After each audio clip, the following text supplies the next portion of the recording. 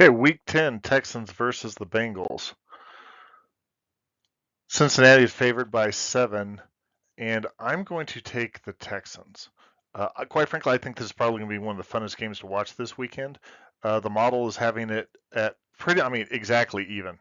Uh, and so let's talk about this a little bit. Both of these teams are really interesting in that we've seen growth in entirely different ways. So when we come up here to the top, the model says it's 50-50. And we come over here to the box plot again, virtually identical. Okay, it shows just a little bit more of that upward capacity, but again, almost every measurement is about the same. We come over to the Bayesian, it has a moderate likelihood to say that it's been that the model has been underrepresenting Houston. Um, and underrepresenting Cincinnati, but it's been more significantly underrepresenting Houston. And so one of the things is C.J. Stroud, being a rookie, he's definitely been really good all year, and he's been improving throughout the year. And then we take, of course, a known quantity, Joe Burrow, and through the first 4 games, they generally speaking did not look good. And the last 4 games, they've looked like the Bengals of old.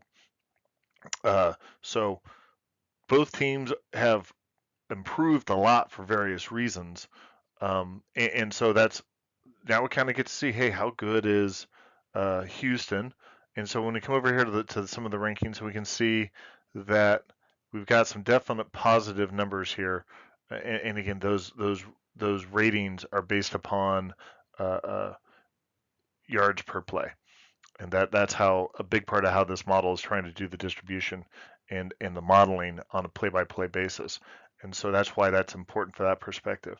But I would also point out that when you come over here and you look at some of these numbers for the Bengals, especially when you look at this passing, those numbers are going to be changing quickly since they seem to have found their way.